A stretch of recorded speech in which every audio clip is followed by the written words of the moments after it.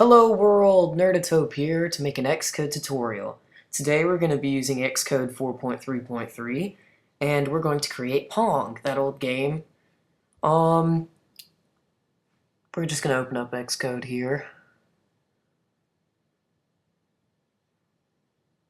Yep, see there's my version.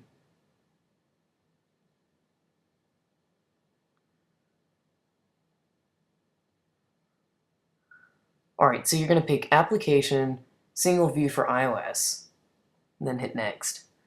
Then you're just going to name this whatever you want, like Pong, exclamation points for emphasis. Yeah, we're going to use those settings. Alright, I'm going to put this under my developer for later. Make this full screen. Alright, so Xcode's loaded up. First thing we're going to do is go into the go into the .h and declare some instance variables like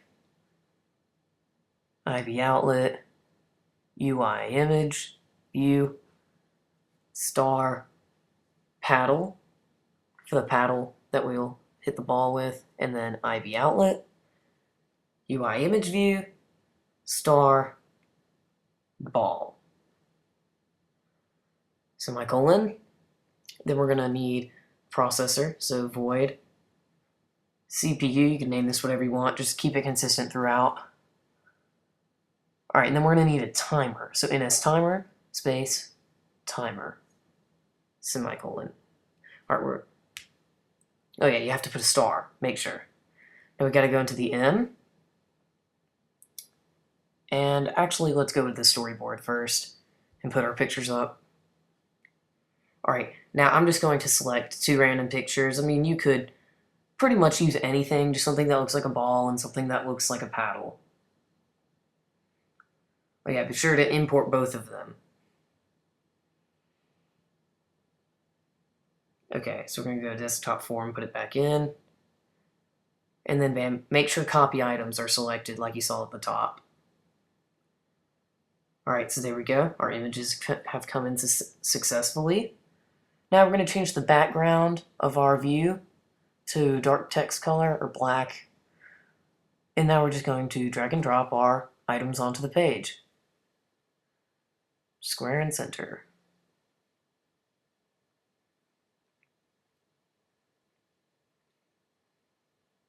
Alright, so now we're going to go into the .m, not h, and start the code. Alright, so void CPU, nope, not that, curly bracket. Alright, now under view.did_load, which is when the app starts up, we're going to say timer equals NSTimer, there we go, NSTimer, scheduled timer with time interval, 0.05, target self, selector at selector, CPU, user info nil, repeats yes. Yeah, so that basically just set up our timer so that it'll constantly call upon the CPU, which will have all the code that we're running. Now we're going to go into the .h and add in some integers.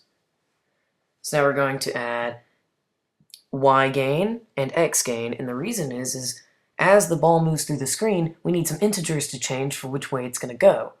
So these will just be our x coordinates and our y coordinates, and they'll be affecting the ball when we program it.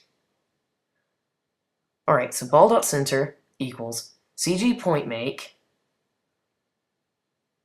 ball.center.x plus x gain. Tab ball.center.y plus y gain. Simple as that. Semicolon. Now what that basically just did is we are now adding those two variables to its current coordinates. So it'll keep going, and that's basically how the whole movement system is going to work. But now we need to add in the movement of the paddle, which will be you sliding your finger. So we're going to use I mean, we're going to use touchesBegan, and we're going to use touchesMoved.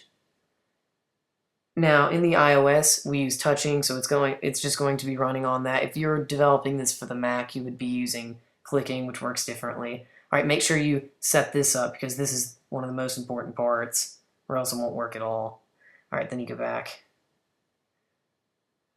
All right, so there, I just completed it for you. You can just copy that over. Yeah, we got to find what that number is so that we can warp its coordinates in certain moments. All right, so you see up at the top, we got ourselves a UITouch, which is where you're touching, and then a location point. That'll make it a little more simplified. Then we're saying the paddle moves, like its X is where you touch, but its Y coordinate will always stay the same because we want it to slide back and forth, not move up and down. All right, now we're going to add some parameters, not parameters, some instances where when the ball moves at certain points in the screen, it needs to bounce off, or else it would just go forever in one direction. All right, so now we're going to manipulate these variables.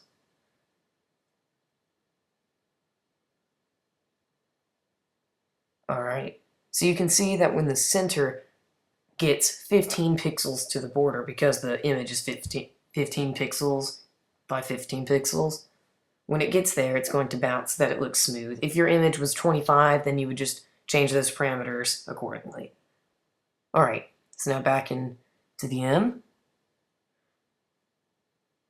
Yeah, so you're going to use absolute value so that it doesn't error, or not error, but just works flawlessly. Because if you just plainly made it negative, what would end up happening is at certain moments it would glitch out and then bounce off the side, like a lot of times that happened to me before I figured out how to do this. Alright, so yeah, personally I can't stand this little green text at the bottom. It's just bothersome, so I'm just going to change it.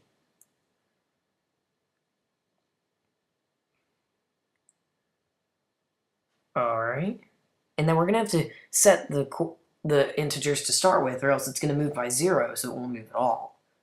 So y gain equals 10. You can change this whatever you want. Just don't make it 200 or the ball's not going to really be... I mean, you won't be able to know where it is because it'll be moving so fast. But I mean, if you want to, go ahead.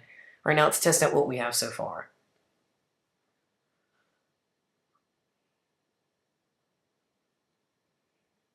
Alright, so the simulator starts up. And you'll notice, see, it bounces around the screen, but the paddle does not bounce the ball. So we're going to need to change that. Alright, so we're going to say if CGRect intersects rect ball.frame and paddle.frame.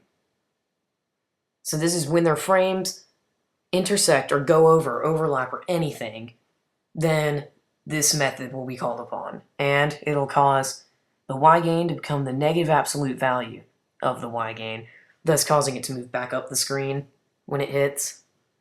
Now we're going to run it, and let's see if it worked.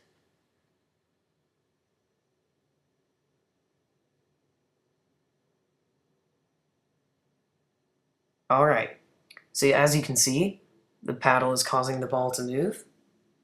And yes, that's all the code we needed. Seems to work flawlessly. Alright. So yeah. Currently this is the first video on my channel. And there should be future tutorials. That'll be fun, so thanks for subscribing.